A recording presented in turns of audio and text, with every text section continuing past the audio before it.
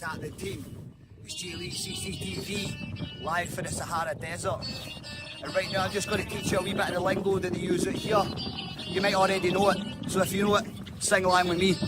Waha waha, alhamdulillah, we will make it out inshallah. As we pass the port and border, keep your eye out for the soldier. Waha waha, alhamdulillah, we will make it out inshallah. As we pass the port and border, keep your eye out for the soldier. There's no immigrants in this land, we are all free where we stand. We won't bow down to authority, it don't even matter what they say. If they try and stop us, we come back bigger. Try catch us, but we move quicker. They work harder, we work smarter when it comes to war. We get darker, fight for a reason they don't understand. We came for the vote, never had the upper hand, but still came for a rich heritage. Arabic, French, Scottish and Irish, feel it running through all your veins. When you think about the government's games, spreading lies for political gains, try and fake the young man's brains. Waha waha, alhamdulillah, we will make it out inshallah. As we pass the port and border, keep your eye out for the soldier. Waha waha, alhamdulillah, we will make it out inshallah. As we pass the port and border, keep your eye out for the soldier. Turn off your phone and go outside. When judgment day comes, you can't hide.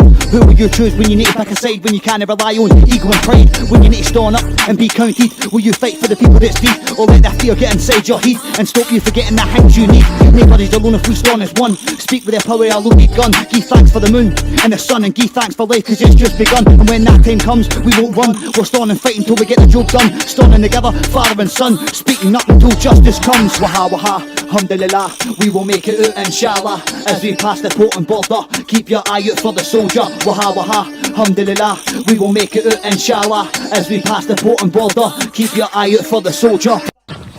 CCTV, live for the Sahara Desert. Just a quick reminder, my debut album All or Nothing is out now, exclusively on Bandcamp.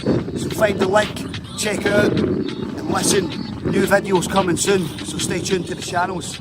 And remember, it's a Morocco thing. Maka!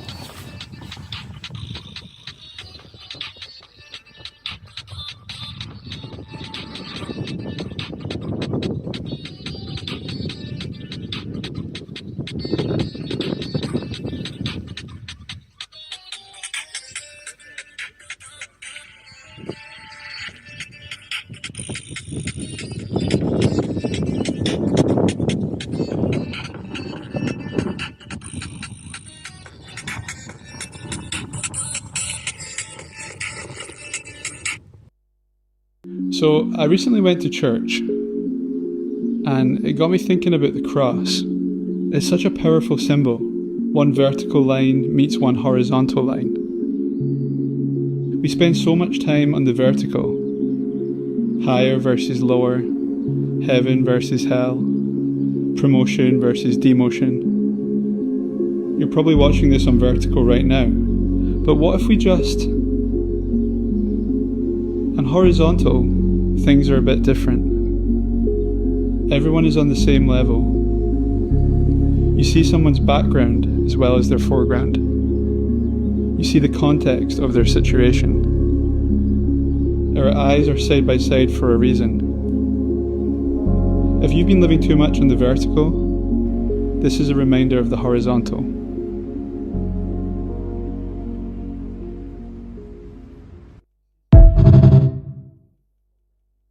I'm here to protest the prescription of a peaceful direct action protest group, and I think it's disgraceful that Keir Starmer, at the behest of the Zionist lobby and at the behest of the Israeli arms industry, has prescribed Palestine Action as a terrorist group.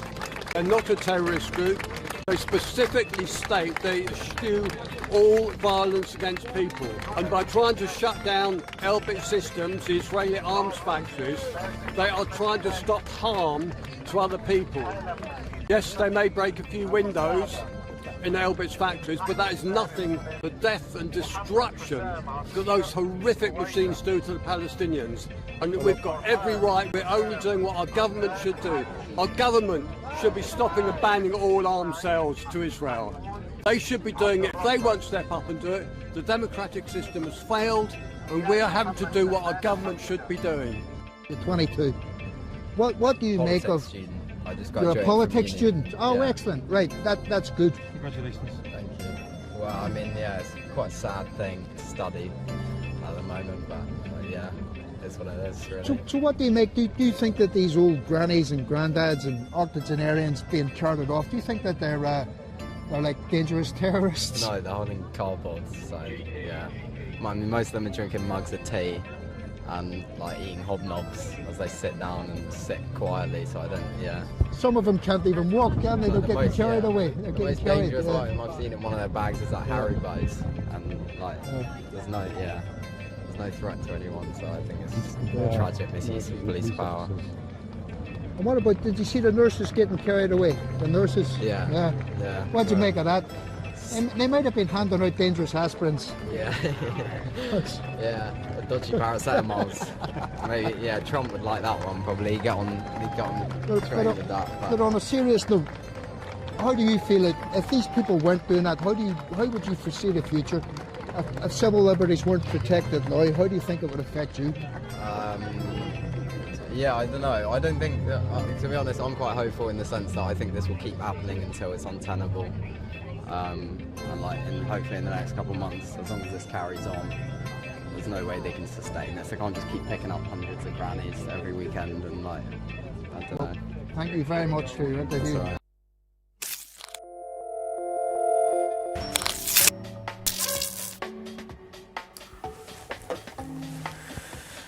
Buenos dias. Good morning, friends, Romans, countrymen. Nigel Smith says on X, good morning. Another day, another destiny. Couldn't agree more, Nigel. Where's me washboard, as I like to say. There it is. Oh, we've got a whole bunch of messages here. Merry feckin' Friday from Chris Breaks. Merry feckin' Friday to you. Gregor McIntosh, it's shameful that the SNP are going against recovery. Aye. We'll get onto that in a minute. We'll get on to that in a minute. I started off there with Jay Lee CC, part of CCTV as he's scheming Jay Lee in the desert. Wahala, I think it was it? It was good. No less than we would expect. Matty Ross, morning to you. Simon Bell, all the way. Are you in the are you in the new world? Is this more international guests? Morning to you, Arpignon. Raj one. Well, background mix by Spritz. IYKYK.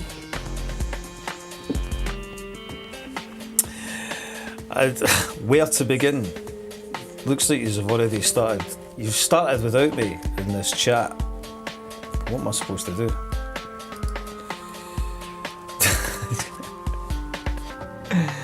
Welcome to What the X. The what is it? What is it it's called? The Agendalist Collective.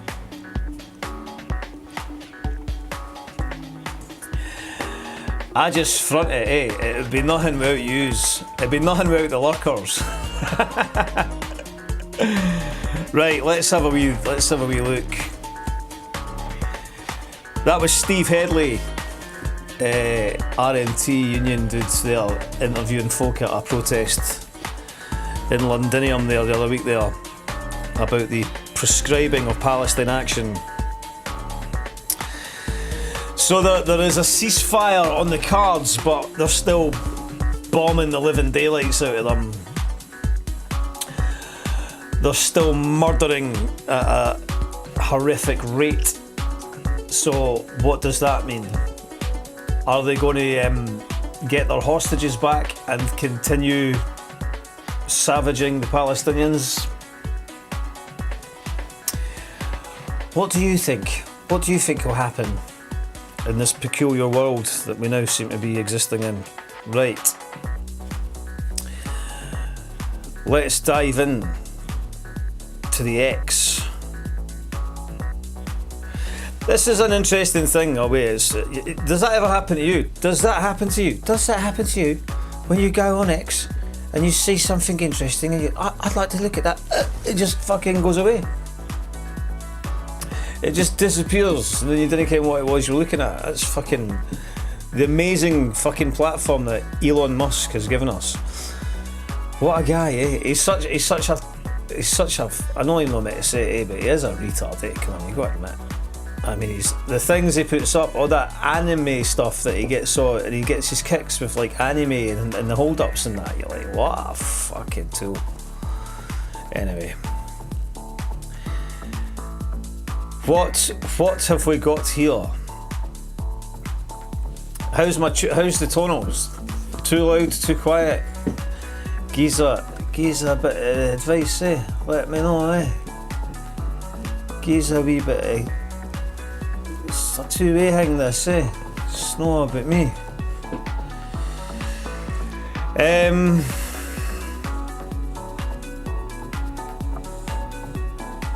Bojaws McGlinty. I ken who Bojaws is. Bojaws is a talented guy. In fact, I can tell you right now, I'm not blowing smoke up his arse because we clash on a few things, but that's cool. That's life. That's how it should be. But he's a talented guy, and ken what else he's got? Style. He's got it in abundance. That's enough of that. What's he saying? Okay, this was a response to what was going on yesterday.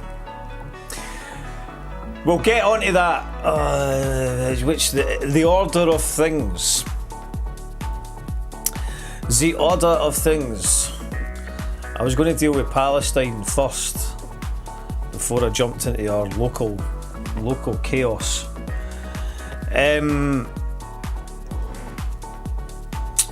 I'll tell you what then, we'll do this. We'll address this first.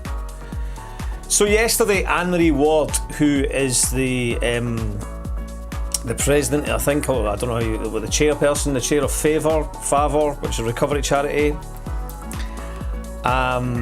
She is a massive. She was trying to push through this bill at Parliament. At Holyrood.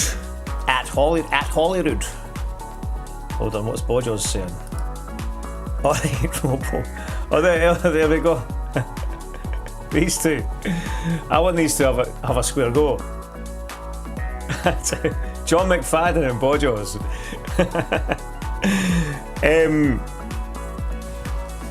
What's going on with my... Okay, so Anne-Marie Ward, who is a campaigner for recovery and who has a very strong and legitimate and valid critique of Scotland's handling of our drug crisis, and she believes that the route that we should be putting money into is recovery. And having spoken to Anne-Marie and tried to pay attention to this ongoing saga, I think that she's got a lot of extremely, not just experientially achieved perspectives on this, but I think she's banging the right drum in many respects. And there are many people that believe that Anne-Marie is correct in her or it's definitely an avenue worth pursuing. My personal position on this is that our drug deaths are, it's just beyond the beyond. It's a total scandal. We're guaranteed like 1,000 people, and they're just, the way I think it's probably obvious that the figures are doctored. So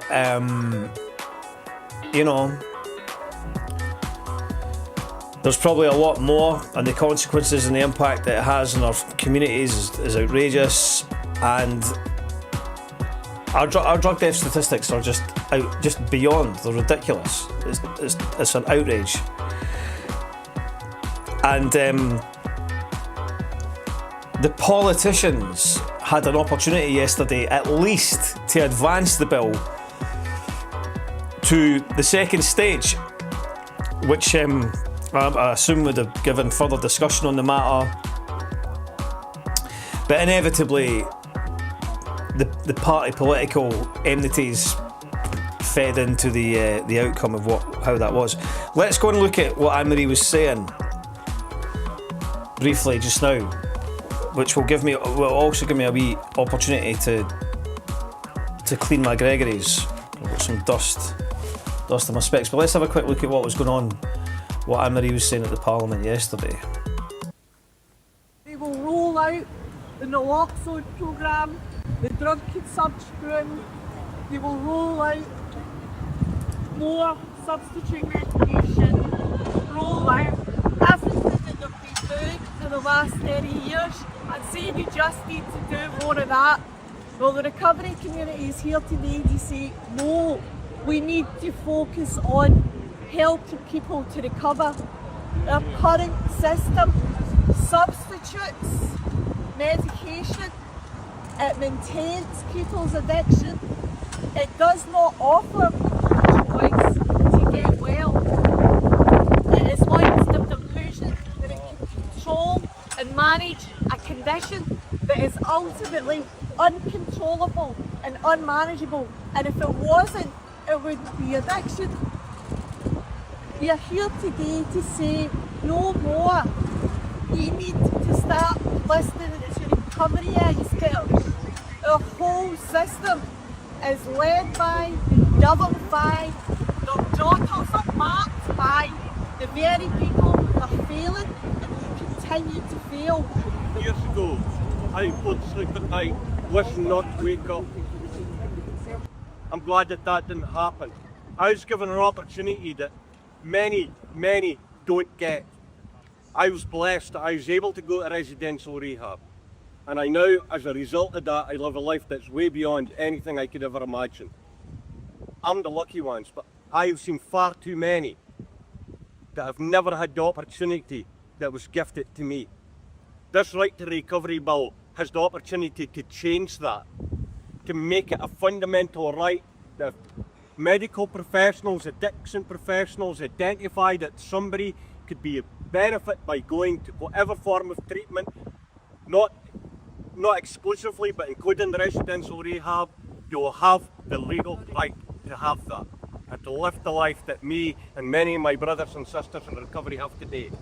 I don't care what colour of rosette is on your lapel. The right to recovery bill is right. Absolutely, we must ensure that people stay alive. I am not opposed to harm reduction, but harm reduction and recovery need not be mutually exclusive. Do the right thing and back the bill. Until we balance that treatment system and invest in recovery-oriented services, we are not going to change the dial on this one bit. We're not asking to do away with these harm reduction interventions. We're not asking to let them go. We're asking for balance, for us to invest in treatment services that actually help people get freedom from addiction. We cannot control and manage addiction, otherwise it wouldn't be addiction. So our whole system is deluded.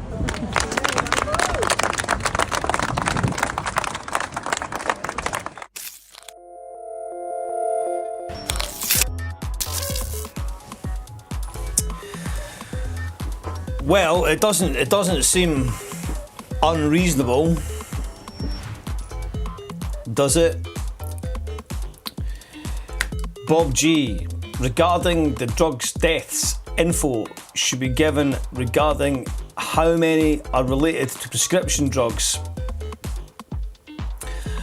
and how lists are calculated, plus if similar to how they are calculated in other countries. Okay. Well, the fact of the matter is that it was voted down. Let's have a look and see. I'm sure Anne-Marie's probably put where, who. I think I saw a list. Here we go. Who voted for recovery and who didn't?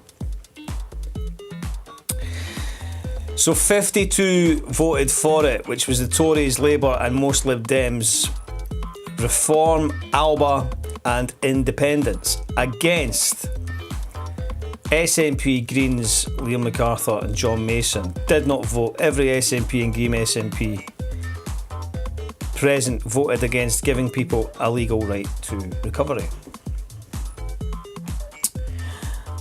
Right, so, and then Anne-Marie says, how can two parties that call themselves centre-left turn their backs on the very people they claim to represent, the ones dying in our poorest communities? What kind of progressive politics is that? Protects institutions instead of lives. Arpignon says, party line bullshit.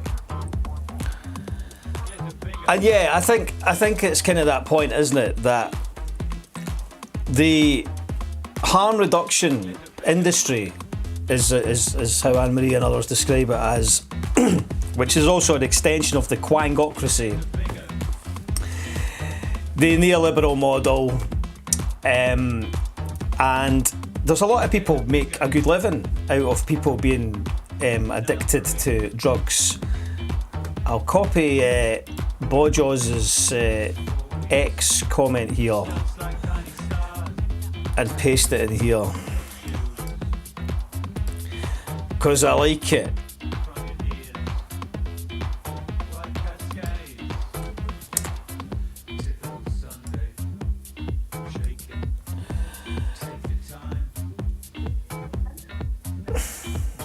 Where is it?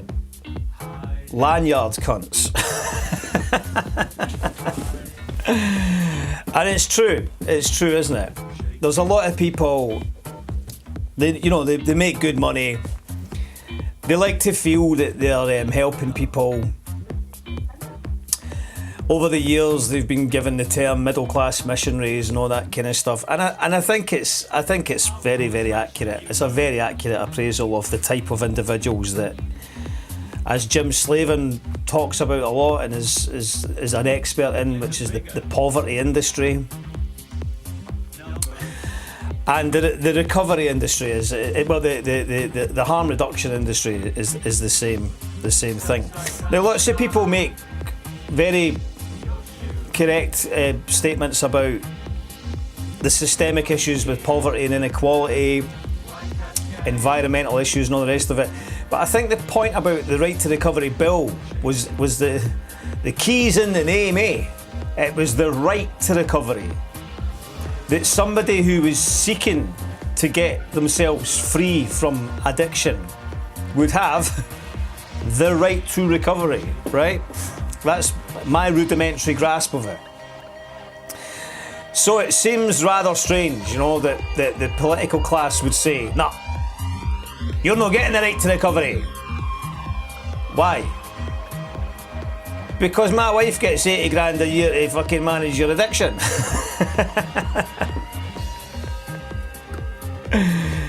David Murray said something, but then he's retracted his message. I don't know what it was. Progressive politics is an oxymoron.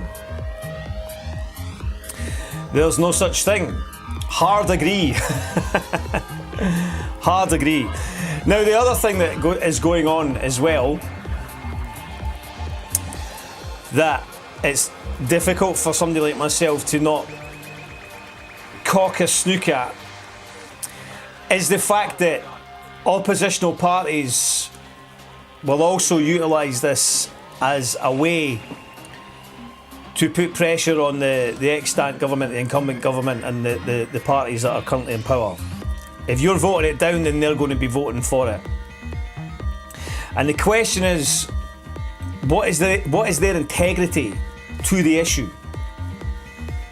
If you have individuals from Reform and the Tories and whatnot who are suddenly championing these type of issues, one's suspicions might be raised. The other question is, if these parties were in power, would they push a bill like that through? If they put it on their manifesto, would they make a commitment to it? I mean, that's politics. That's politics, you know. Is it a vote winner? Or is it just craven political class posturing whilst people literally die? Because that is the reality. Personally, I genuinely believe that I feel strongly about our drug deaths, and I think anything at all that continues to keep our political class under the spotlight over this issue is important. I think it's a scandal, and I think that myopic nationalists who immediately will knee-jerk, you know, they still exist, right? We still have these SNP acolytes who are questionable in their mental faculties, quite frankly. I mean, the SNP, as it is a British nationalist party, right? It's basically a party that agrees to disagree. David, look, pal, what are you saying, eh? Just spit it out. Message retracted. What does this mean? But this idea that the SNP are going to deliver you independence or get you any closer to independence is just ridiculous. And anybody who is still under the delusion of that is genuinely deluded. You only have to look at how comfortable Swinney was down at the banquet with Starmer, you know. And again, the election is coming, and they launched their independence campaign. It's the most tepidly baked pish that you could possibly imagine. And we've now got over. It's already started. Like, you know, people moan about Christmas lights going up. Why the fuck do we get subjected to these parasites electoral campaigns in October? You know, there should be a law against it. There should be a law that you're not allowed to start propagandising your drivel until a week before the election's called. Like, you know, we've got months of this ahead of us. Anyway, let's have a wee look, perhaps. Who else was Where are you? In the arms of Popea. In her arms you look Stevie Wishart. Let's see what Stevie Wishart says. I don't know who Stevie Wishart is, but let's. Even it's almost falling as a deluge of mirrors in which you aim my suffering amid your delights. Thank you to those who saw the value and voted and tried to allow for a real open debate, something today denied. I think that's the key point. Katrina Grant spoke yesterday. Unfortunately, there was too much wind. I couldn't remove the wind to hear Katrina's point, but Katrina was making a good point yesterday that, you know, vote for the bill and amend it after, you know, get it into the Parliament, you know, and then amend it, you know, advance it into a stage where it can become part of the public debate, where it can be there. But just shooting it down seems, you know, cynical. Particularly on the basis, because everything else has failed. Everything else has failed. There's quite in Edinburgh, thank you very much. In Edinburgh, there's an issue with, there's an impending issue with our safe consumption room, as they call it, you know, the safe consumption room. And these issues, these places, there are all kinds of issues with our drug crisis. We're going to look into it more. We'll look into it more and what the X. Anyway, let's carry on with what this Steve Wishart chap's saying. For those who voted against it for the wrong reasons, that's your conscience to carry. This bill was written in March 2020. Since then, look at this. Look at this. Look at these figures. If these figures, this is an accurate figure, that's outrageous. Since then, more than 12,000 people in Scotland have died from drug and alcohol related causes. I don't even need to add anything to that. No, you didn't really. The bill came from one idea: people should have the right to seek help that actually works for them. I mean, it doesn't. It just seems like it doesn't seem like the most outrageous thing to suggest, right? Why can't someone have a legal right to go to rehab, choose medication, challenge refusal without fear?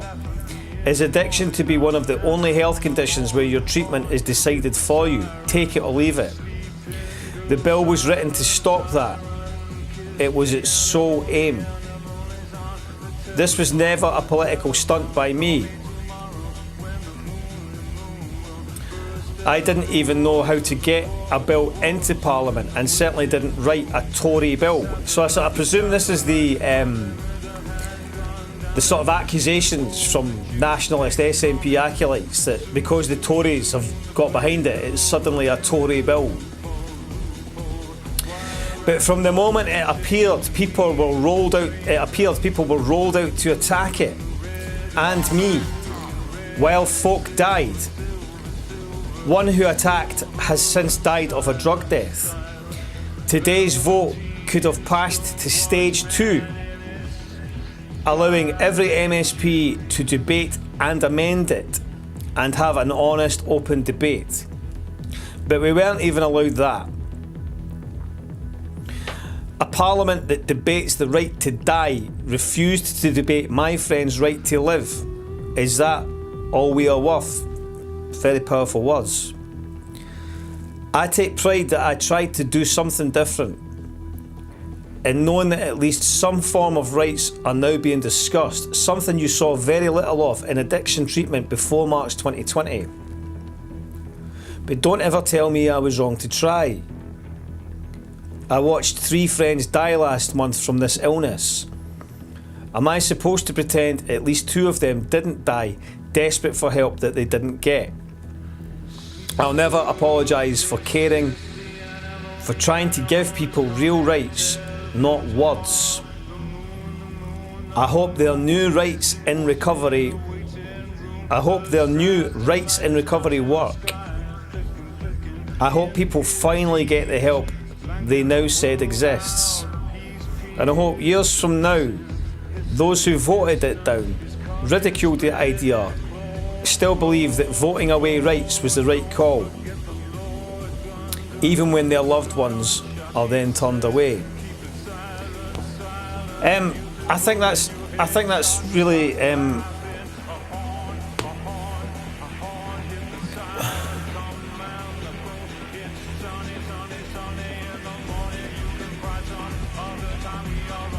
I think that's really interesting what this chap's saying. He was obviously involved in the bill.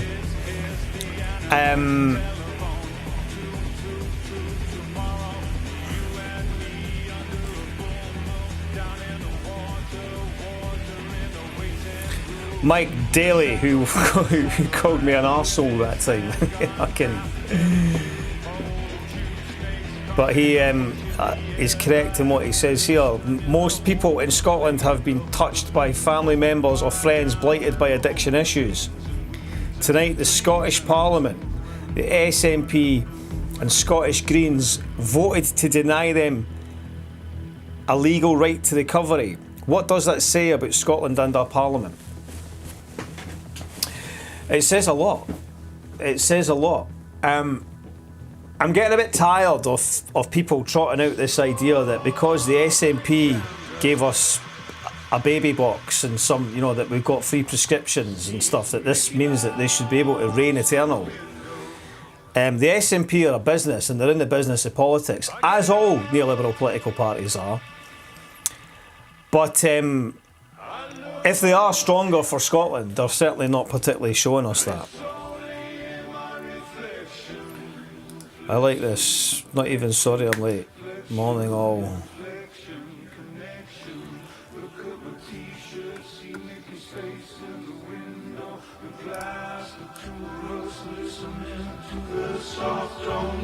I'm talking, reaching out to your telephone. Are you listening? Can you hear? Do you hear? Show me how it feels when we're no longer alone. So why don't you let go? We're no longer alone. So why don't you let go? Kiss the end of the telephone tomorrow. Morning, water down in the waiting room. Satellites crossing the starry sky.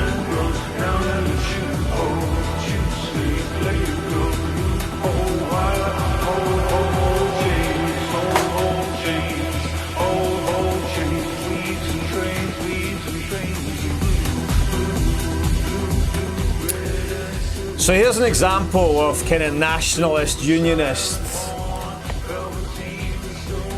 tussling over issues. Anne-Marie had posted as she was preparing to go and deal with the bill at Parliament to see if it could get voted through.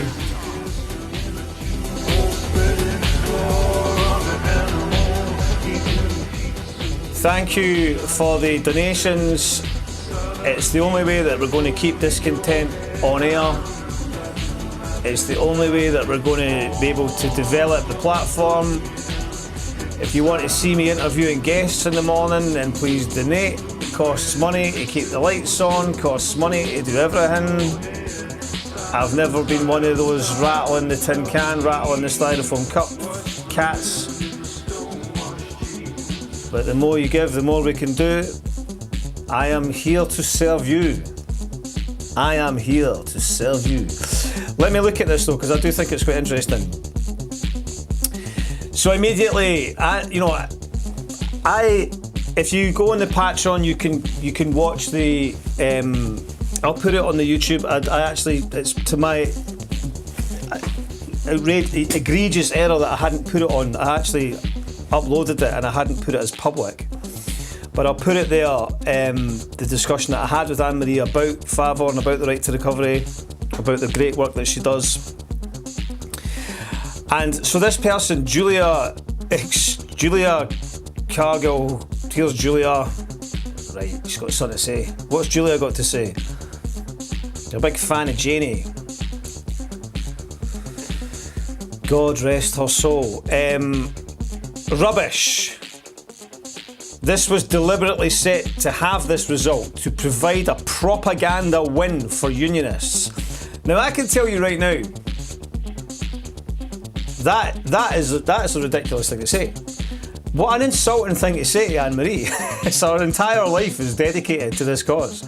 It's her career, it's her life, she helps people, she knows what she's talking about, she's fighting for some of the people that were at the Parliament yesterday had lost their children. Lost their children to drugs, it's such a common thing in this country. Who wanted to support the bill, who recognised that they don't want other people, other families to go through the same pain that they've gone through. And you get these social media muppets, Rubbish! This was deliberately set to have this result, to provide a propaganda win for unionists! Deeply flawed piece of legislation and entirely uncosted. You don't care about addicts. Just playing politics with the traumatised. What a fucking cow. Excuse my language towards the ladies, but for fuck's sake, right? This was a politically motivated piece of legislation, deliberately set to fail so the unionists could try to take the high moral ground. It would have tied up committees for years as it was so flawed with many provisions already in place. Seems they fooled you too. And then Anne-Marie's pitched in here. Politically motivated. Sorry, I'll move it away so you can read it there. Politically motivated. Hardly. We actually took the bill to the SNP first and they refused to back it. Read up on how the bill was born. If the provisions already in place were working, Scotland wouldn't still lead Europe in drug deaths. It wasn't set up to fail, Julia.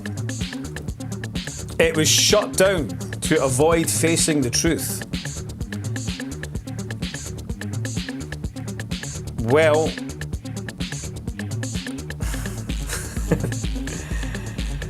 it certainly has. We took the bill to the SNP first. They could have owned it, shaped it, made it their legacy.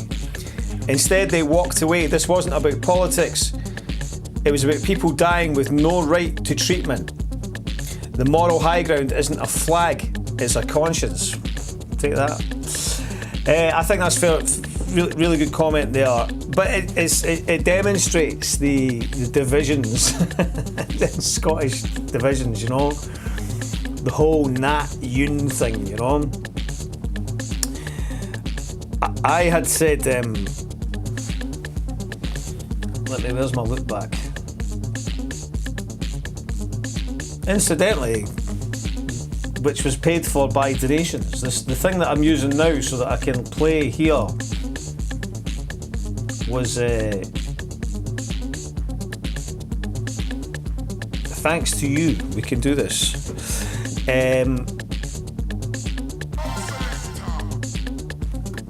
Somebody was saying something. Where is it?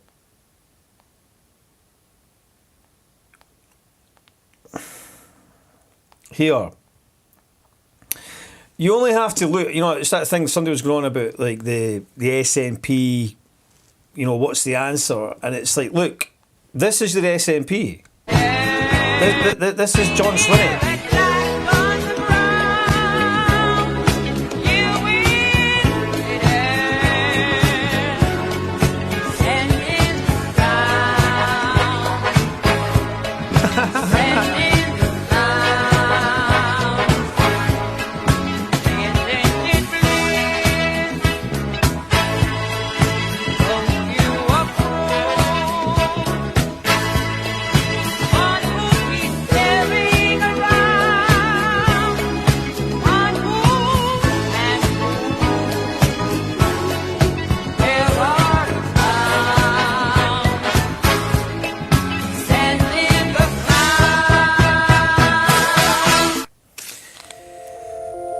Does that look like somebody that is determined to break the British Union?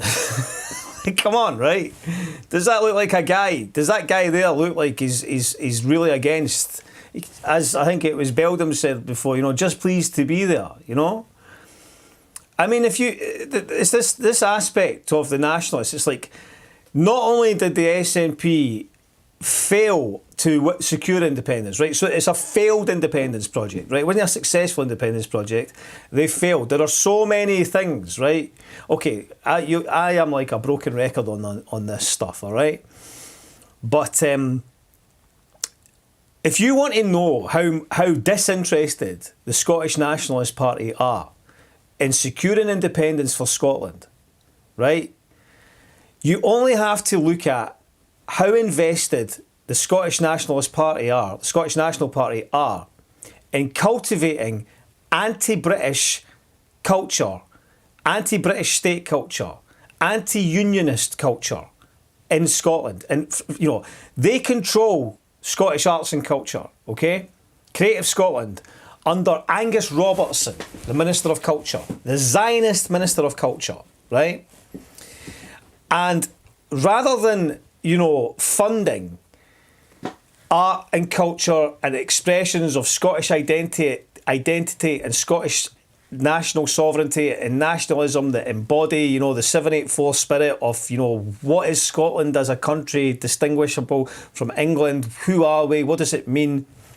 Rather than looking at that, they will give an artist from London, a triple-barreled, rich, privileged girl from London, £120,000 to go and fist her fucking pronoun fucking compatriots in a cave in Scotland and film it, right? Rather than supporting our local culture. But not only that, as part of the British establishment, as part of the BBC, Pacific Key, British Broadcasting Corporation, and I've went on about this a million times, right? But if the Scottish independence referendum was the most seismic event in Scottish politics and culture in a century or more, we have not had a single reenactment of it, no dramatisation, no funded plays. If the SNP were genuinely interested in harnessing the energy of the independence referendum, keeping it on the boil and then focusing it into how we win sovereignty in the subsequent years from that point, we would have had dramatisations, we would have had plays, we would have had all kinds of things that sought to channel and make sense of that event. That event had a psychic impact on the Scottish culture, on Scottish people.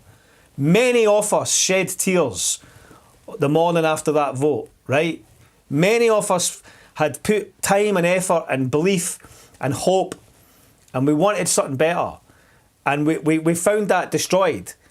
We found that it fell, and the people the people that were most satisfied and comfortable with that were those that were interested in one thing and one thing only. They never wanted independence. They wanted electoral power, and they got it. And they got another 10 years out of us. The failures, they got another 10 years out of us. And what did they give us in that period? They didn't give us a rousing, energised, like, let's go into the schemes, let's get everybody wound up, let's noise the living fuck out the fucking unionists, right? We'll show them, right? We'll show them, we'll give it to them through art and culture. No, they took all the money for art and culture and they gave it to sycophants and middle-class poets to fucking subject us to the most tepid, anodyne, disgusting garbage that you could possibly conceive of. I used to make this joke, right? I used to make this joke about, you know what the famous, in fact, we'll fucking go and look at it, right? I'll go and look at it. I'll tell you what, I'll come back in a minute. I'm going to go and find it. And I'll come back in just a second, right? They just can't do me. Here we go, I'll do this. The swearing on it. Swearing. We're not done yet. It's called Just Another Fucked Up Little Druggie on the Scene by Jock Scott. You wear cowboy boots. You wear miniskirts.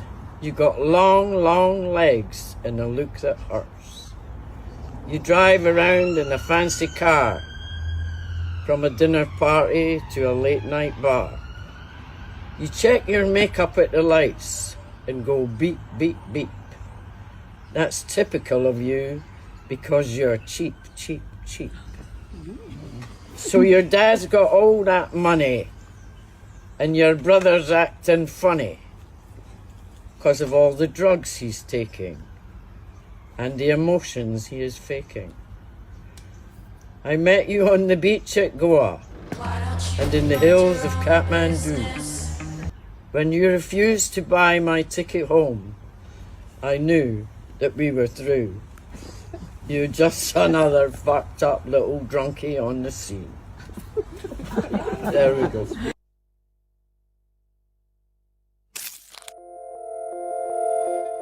Right, I'm back, right?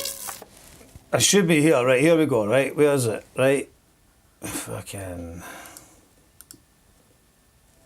Is it there? Wait a minute. Wait.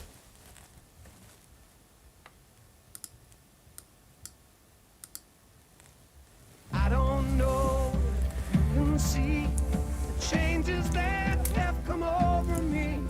These last few days I've been afraid that I might drift away.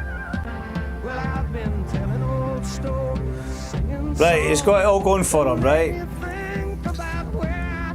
He's got a bit of money. He's got the high-flying job, right? And he's like, Kim what?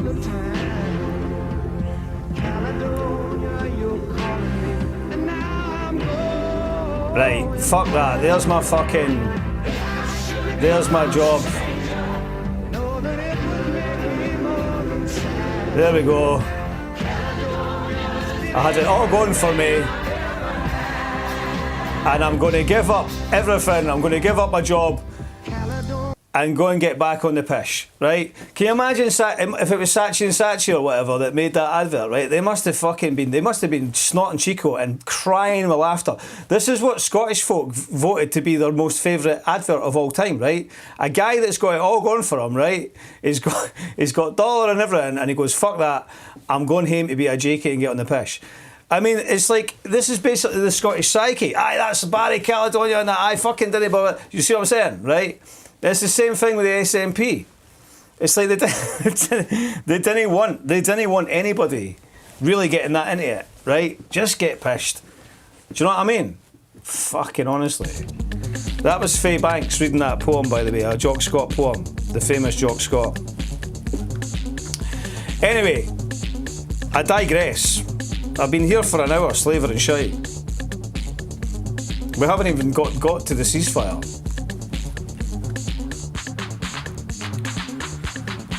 Generate me an image of a curly-haired twat in a wacky outfit.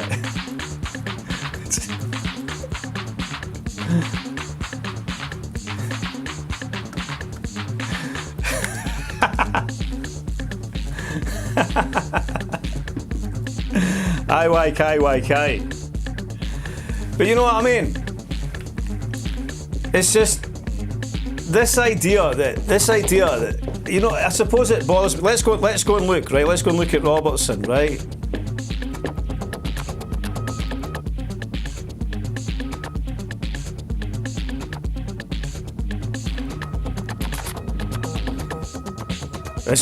This was a fantastic Scotland victory. Yeah, as if he's ever even watched a single foot. He's a jambo, isn't he? But like, you know, doesn't strike me as a football man. Like, anyway, well done for us winning last night, I suppose. So let's have a look.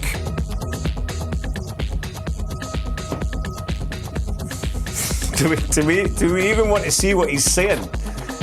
Does it look like a fresh start to independence? Like, you know?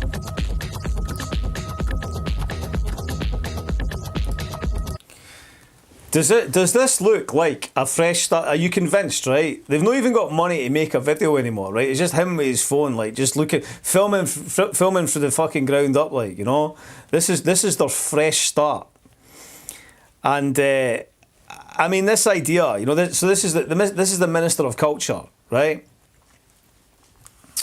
So, but back to the point about the independence thing, right? We've had no proper scrutiny of what went on, and it's just to be repackaged and, you know, amended and revisioned, if you like, you know, as to what went on. We've just to forget that, you know, we've to forget what happened there. So I think the point I was trying to get to is the fact that these people who are still under the mistaken belief that the SNP are somehow going to deliver them something. I just can't understand how they can't see it, you know? They're taking the absolute fucking piss out of the whole country. They are complete and utter fucking piss takers, right? Where was John Swinney's thing? Play it. www.gov. I'm here in the middle of Edinburgh at Scotland's National Portrait Gallery, where this document has been launched by the Scottish Government on Scottish independence. It's really exciting, it's really detailed. No, if you want to learn more about it, visit www.gov.scot. Hey! My name is... I'm here in the middle of Edinburgh at Scotland's National Portrait Gallery. I wonder how many takes he did to take that, like, you know? Let's find Swinney. Where's Swinney? Jesus. Does he even retweet Swinney? That just shows you something itself, doesn't it? There's no real. Here we go, he's got him here. Right, we've got Swinney in here. I analysed their fresh start with ChatGPT. I analysed their fresh start with ChatGPT, and it said it was plagiarised from their 2013 proposal. Well, are we surprised? No, we are not surprised. Where was the video of him? This was the video. It's like the starting frame. I didn't want to say, like, somebody sent me a bunch of messages criticising the starting frame of this, which I think was kind of fair. It looked like it's a bit stone and shoe. Where's it gone? Where's Swinney's thing here? I've forgotten how to use Twitter or X. Come on. Oh, I'm looking at Angus, right? Sorry.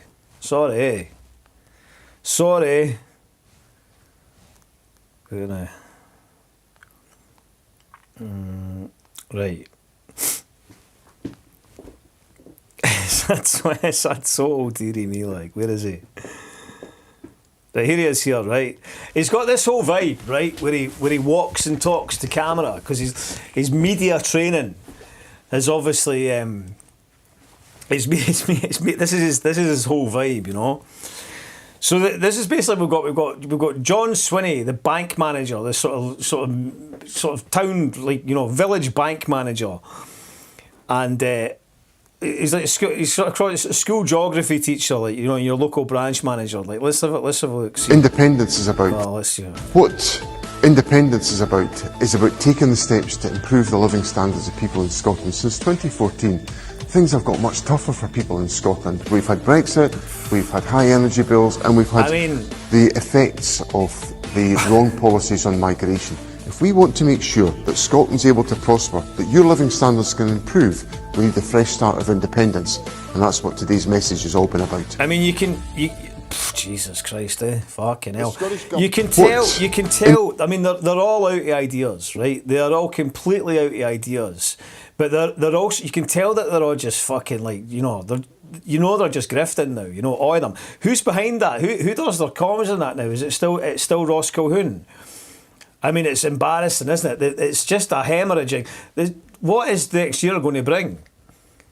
But they're still up in the polls. So what does that say about us? What does that say about our media, the way it's controlled?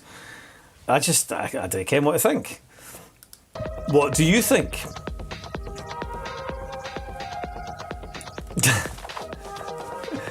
Peterson getting fisted in a cave in the Highlands by a gang of dykes. Scottish culture, ways like us. That's pretty much it. Call it McFadden. Says John McFadden. 2 corny pops. I'm sensing a wee bit of like peace talks have gone on, have they?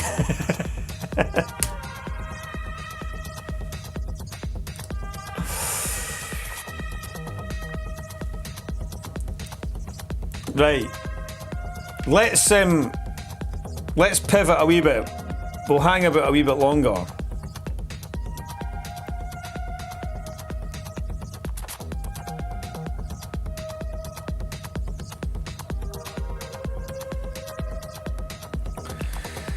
Oh, brilliant. This was the other thing. Oh, Jesus Christ. There's so much to talk to. Look, if you keep donating, we'll turn it into a 3-hour show. We're actually going to do an evening show. And get some artists in and that, you know. Entertain yous. Fucking. Somebody's got to. Paul, this is a dig at the Your Party. So I noticed this as well, you know. We're not here to beg for crumbs off the table. We're coming for the lot. Remember, she did that. This is obviously the Glastonbury Socialists. The billionaires already have 3 parties working for them. It's about time the rest of us had one. What? That doesn't really... I'm not sure she's worded that correctly, right? You know? Correct me if I'm wrong. And this is this idea that there's unity now between these two gimps. What a farce. That's going nowhere. That's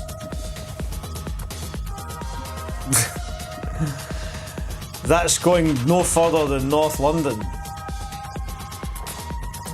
No further north than North London, that like.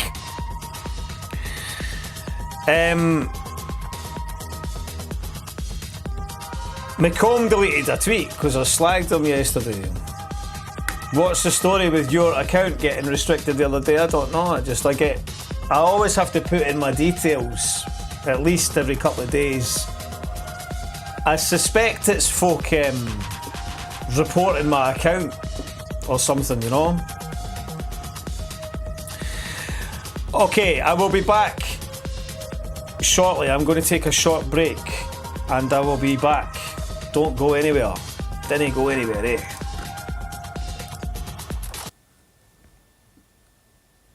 Bro, I just experienced this around 15 minutes ago, right? This proves my point that you racists are truly cowards. You're only bad in groups. Please tell me why I'm on a bus journey, right? All the way back home. I took the bus 33 in Manchester, right? Back home, right? Please tell me why, as I've hopped off the bus, mind you, this prick had the whole bus ride to say something to me, right? And he didn't, right? Wait on it. as I've hopped off the bus, as in I've literally jumped, I've told the flipping driver, I've said thank you very much for the ride, I've hopped off, I've walked slightly. As I've walked, I've noticed this old white guy with this, like, I don't know what it's called, the like classic cap that some white Englishmen wear. He's staring at me with like not evil eyes, but he's staring at me like, ugh, like disgust, right? And then I'm looking at the geezer, I'm like, what's wrong with him? You know what I mean? This bitch then mouths, stupid dirty black cunt, as the bus is driving off. You're a coward. You had the whole bus ride to say something to me, and you didn't. And you didn't. You're a bitch, bro. It proves my point. You racists aren't on nothing unless you're in groups, bro. You had the whole flipping bus ride to say something to me, yet you waited till I was off the bus to get it off your chest. You're a bitch, bro, and that's what you are. You look like a left nut, bro, a testicle, an expired reason, and you think you can give chat to me. Bro, your day's coming, man. I've been here since I was born. 18 flipping years and 7 months, bro. 18 years and 7 months, and I'm still experiencing this shit, bro. So no, it's not about integration, the same lies that you lot keep spreading. It's always about racism, it's always about race, and has always been that way. So stop trying to gaslight people into thinking that experiences are invalid because they didn't integrate. Shut the fuck up, man. You see, this is what happens when we have politicians like Nigel Farage and Kenny Badenoch, and so-called leaders like Tommy Robinson, who embolden people to be out there with their xenophobic thoughts. This is the result. We can all see the hostility that it breeds. Thank you for proving us right. People that live in Edinburgh, let's come as a collective and let's start lying to tourists and guide them the wrong way. Let's say somebody asks you, where's Royal Mile? Send them to fucking Muir House or Wester Hills. Yeah. If they ask for the Meadows, send to Leith Links. Valid. If they ask for directions to the museum, tell them to go Sheriff Court. Tell them to become a Jew or some shit. Yeah. Stand for the people that are wrong. For the people that are wrong? Yeah, don't stand for the people that are right. You just stand for the people. What the fuck are you saying? So the people that have done the crime, stand with them.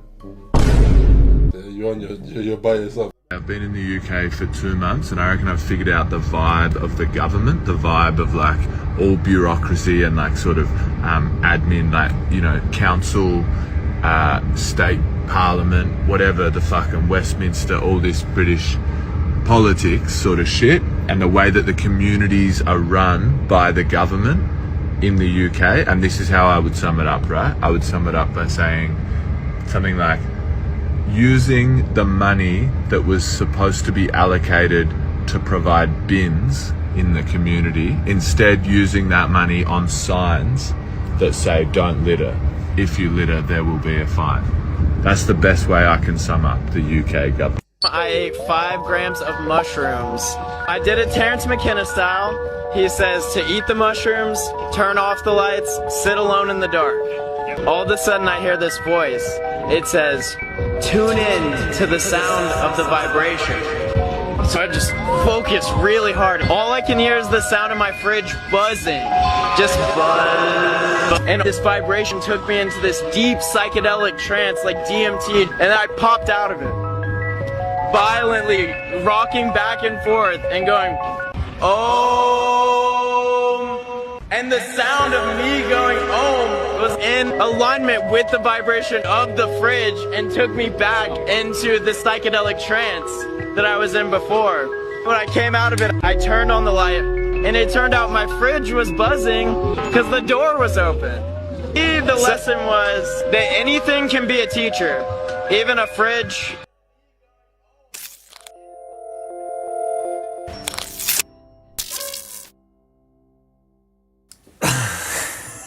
Welcome back to What the X. What's this? Somebody sent me. What's this? Who's Peter?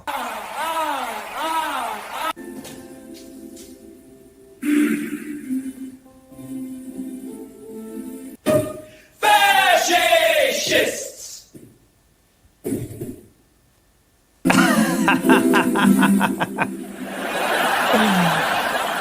There you go. Well, thanks very much for that, Peter. Interesting. That's the pinnacle of Scottish culture right there in front of us. There was a moment when I was under in the darkness.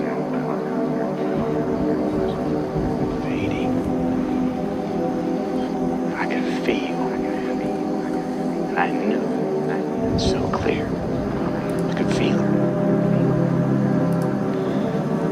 I could feel it. It was like I was part of everything that I ever loved. And we were all just fading out. And all I had to do was let go. And I did. I said, darkness, yeah. And I disappeared. They just can't do me.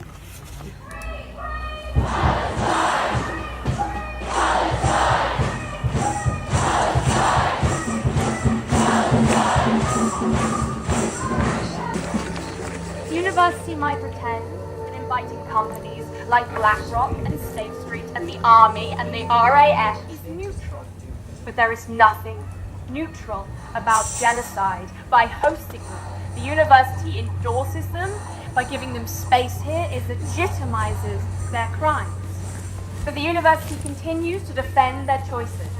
They claim they have a responsibility to students' careers. And so I would like to ask them, what about their responsibility to their Palestinian students?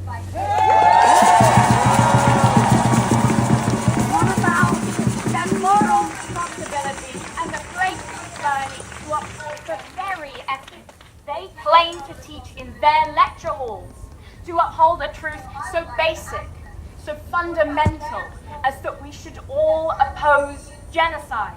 If they are claiming to be a university that serves its students, what about their responsibility to respect our voices, to respect an overwhelming majority of students which have been saying for 2 years, divest, cut all ties, end complicity. And above all, free, free!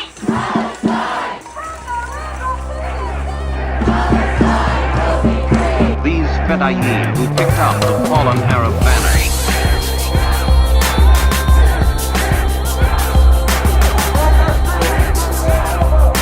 Then one unlikely figure began to emerge from among the rest.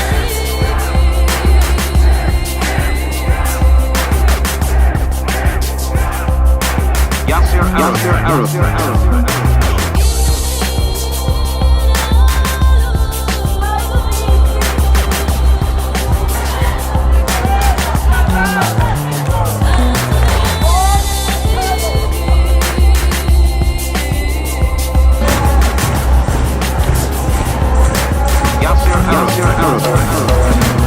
Whether we live or miss or whether we die, we never know the truth unless we give it a try. That is a love in my heart, they say you cannot deny. The job I'm a protector, I'm a shield, I'm a guide.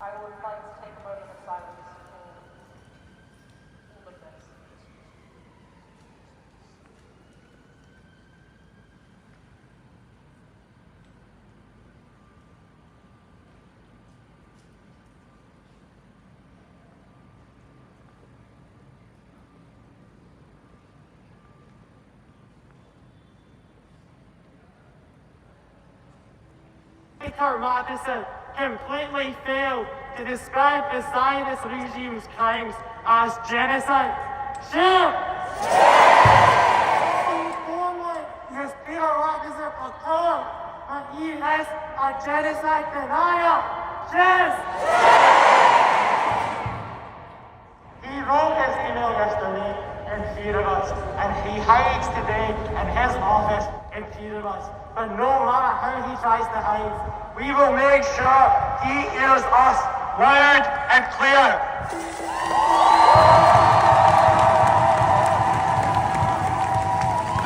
PC. You can't hide. You're supporting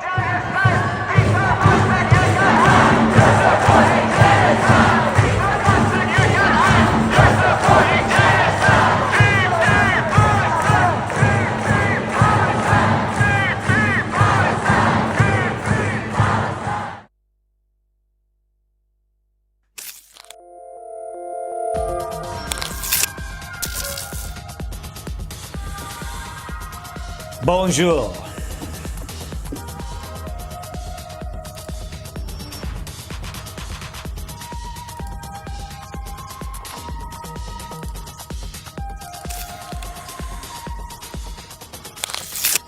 Welcome to What the X.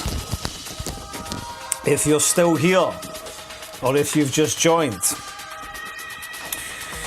So, there is to be a ceasefire. And what do we think about that then? Do we believe that if Israel get their hostages back, that they are going to maintain this agreement?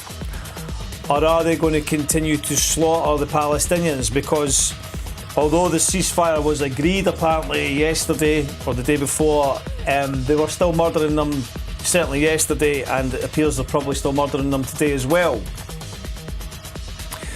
Do we trust the Zionists?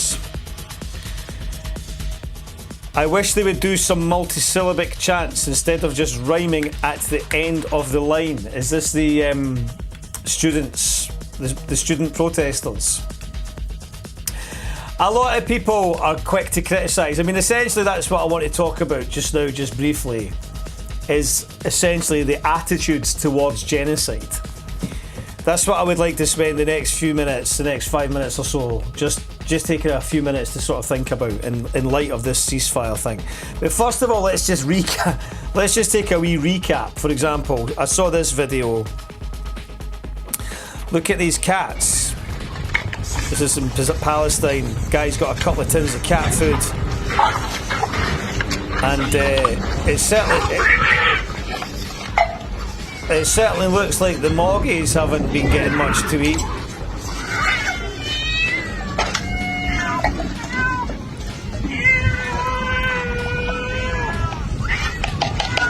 Got to feed the cat. Got to feed the cats. Israel has dropped about 200,000 tons of explosives on Gaza since October the 7th, equivalent to nearly 13 Hiroshima bombs. This is the graphic for it, you know. I think the Gaza Strip was one of the most densely populated areas in the world. And Chris Breaks says Tony Blair for the win, yeah. Apparently, Tony Blair has a luxury apartment or a luxury property in Jerusalem itself. I just saw that on social media. I don't know how much truth is in that. Can't wait to visit the Trumpenstein Riviera, indeed. Zara Sultana and Jeremy Corbyn show united front at your party rally tonight in Liverpool. Yeah. So this was drop sites. Some 70 people are reported killed, injured or missing beneath the rubble after Israeli airstrikes struck Gaza's Al-Sabara neighbourhood. Families that had gathered in celebration were bombed, leading to casualties among many women and children.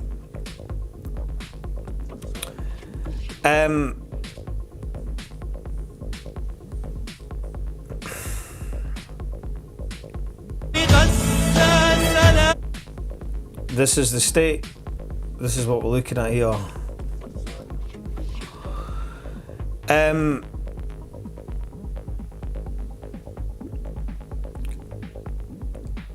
I think the thing that I was interested in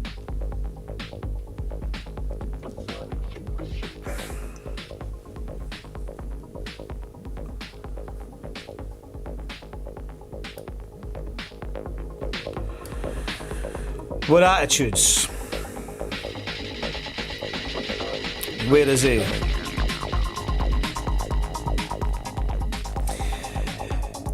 Azalea Banks went over there and shook her ass for the Israelis, so they obviously gave her plenty of cash. And I think it's an interesting thing. If you look at Azalea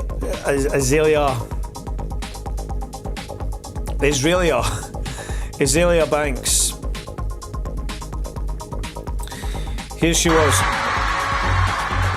out there.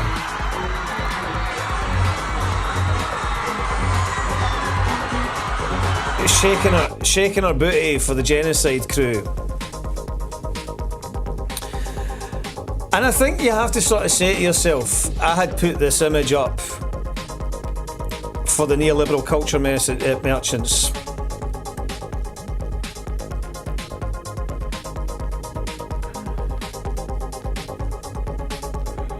For the neoliberal culture merchants, you know.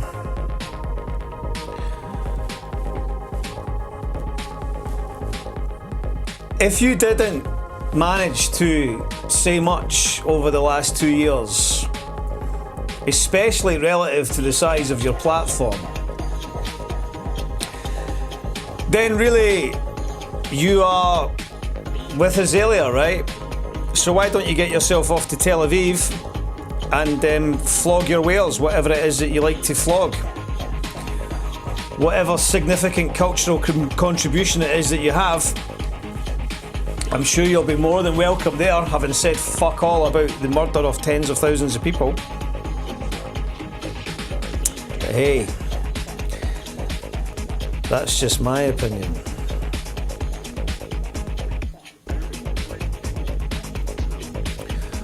Where is he?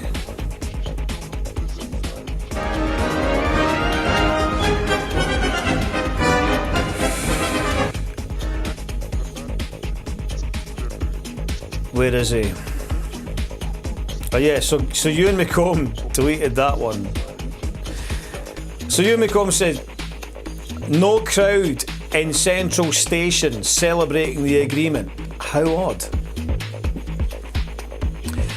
Are anti-genocide protesters supposed to also mobilise to protest a ceasefire? Do enlighten me. But what McComb expresses, which is replicated elsewhere in many other places, is a complete cynical and condescending and dismissive attitude to those who have chosen to stand up for Palestinian liberation, or to oppose what is unquestionably the most horrific period of modernity that people of our demographic, of our geography, have ever borne witness to.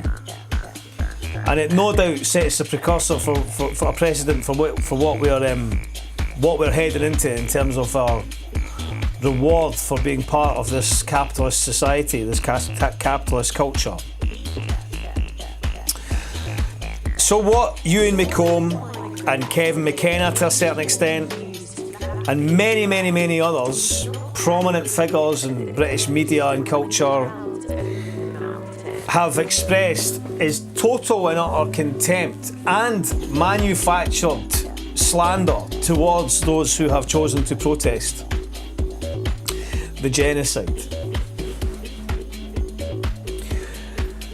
When we see young students, they may well all be pretty much to a they-them middle class.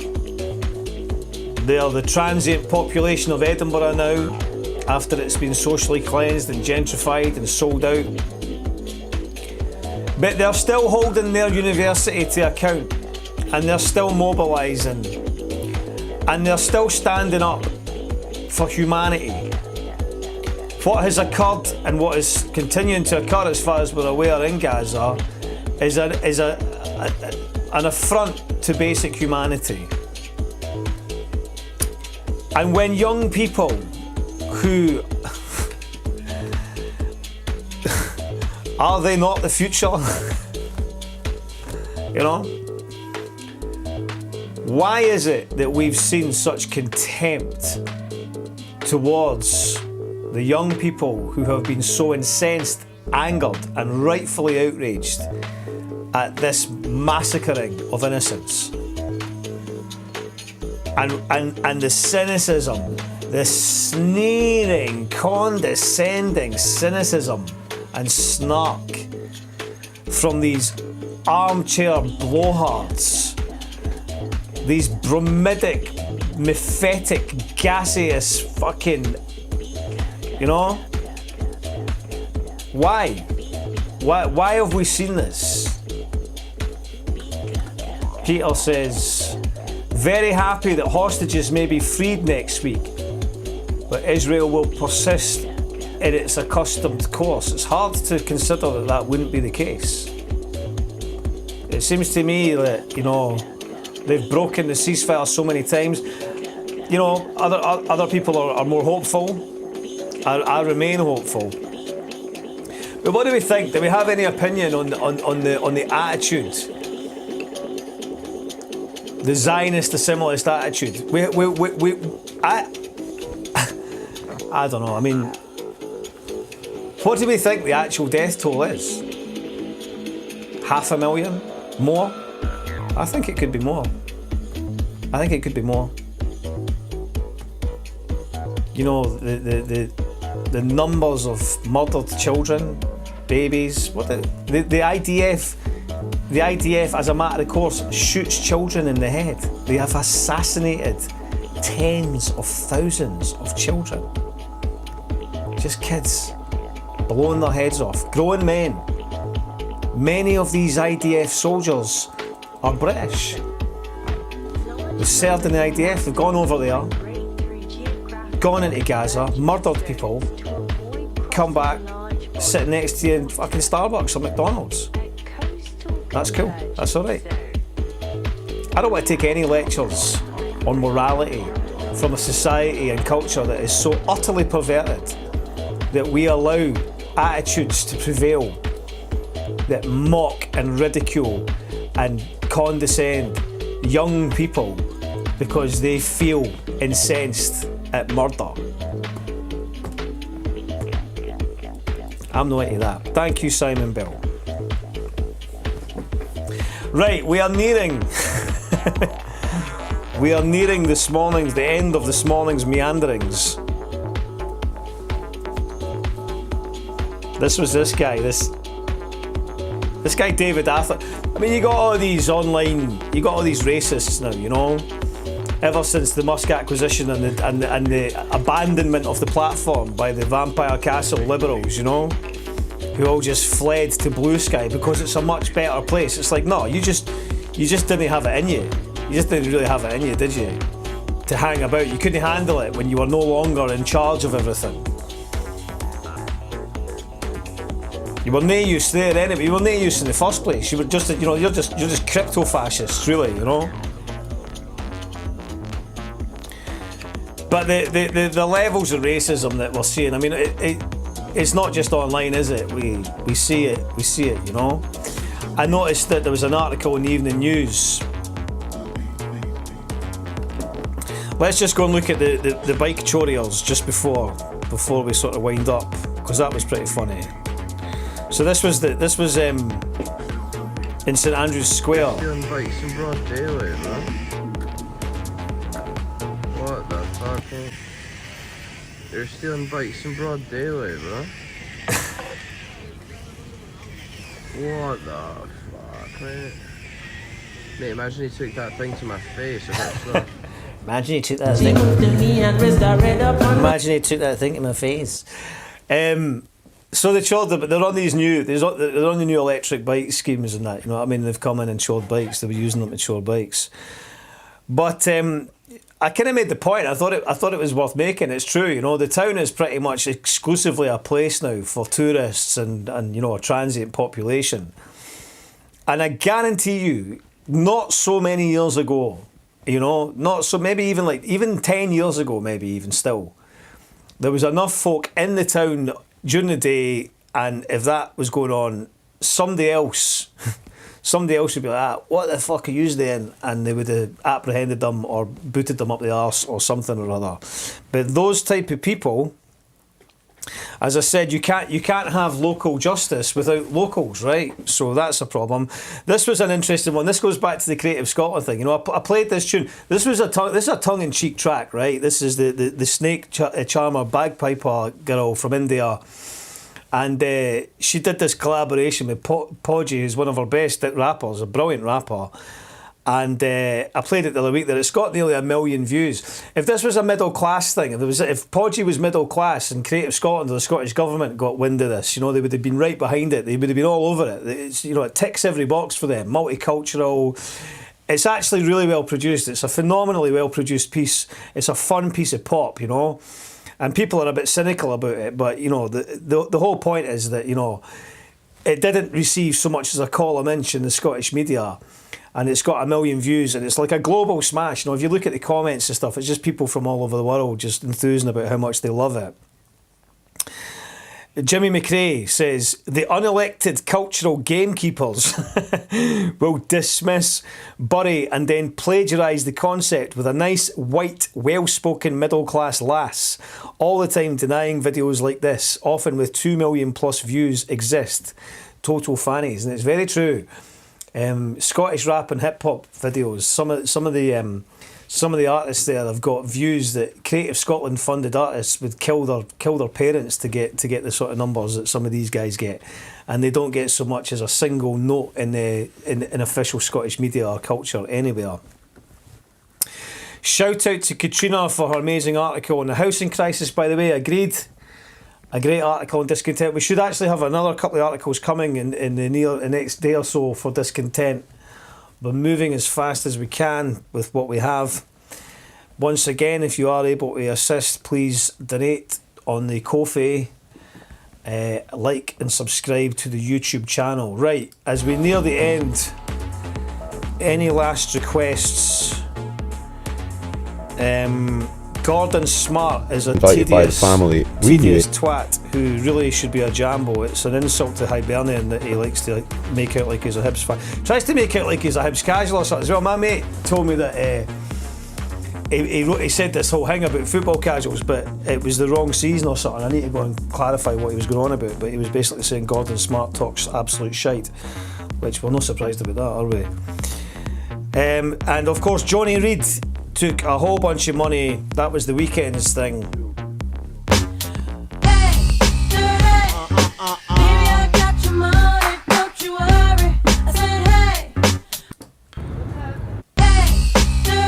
Johnny Reid.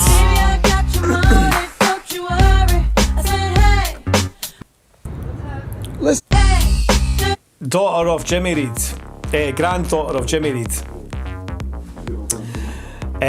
Taken tens of thousands of pounds from Zionists as recently as just a few weeks ago, and then surprisingly going on all the media and doing a big media blitz telling everybody that they shouldn't have protested in light of the Manchester synagogue attack. Now, what could possibly have motivated her to do that and to behave like that? What indeed. Right, listen people, once again, I have enjoyed bringing the heterogeneous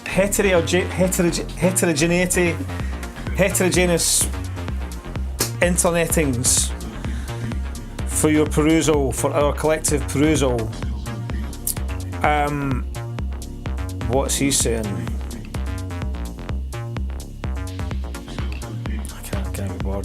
Get my head around it now. I will Neil Ford. That is grim. It is grim, eh? Jimmy Reid's granddaughter, fully paid up Zionist. Liam Stenhouse, Spritz.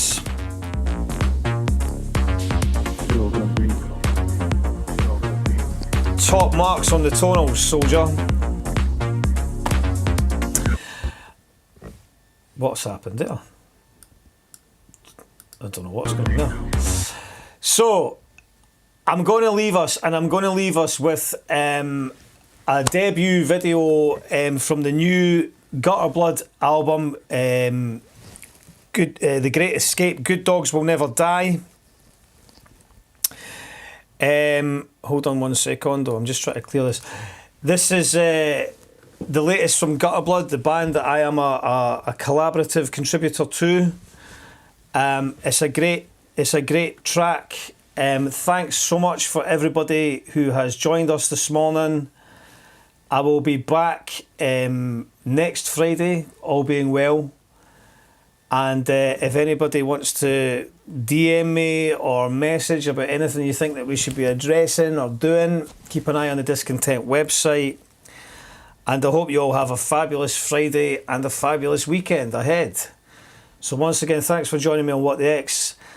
And this is Gutterblood with Good Dogs Will Never Die. See you later.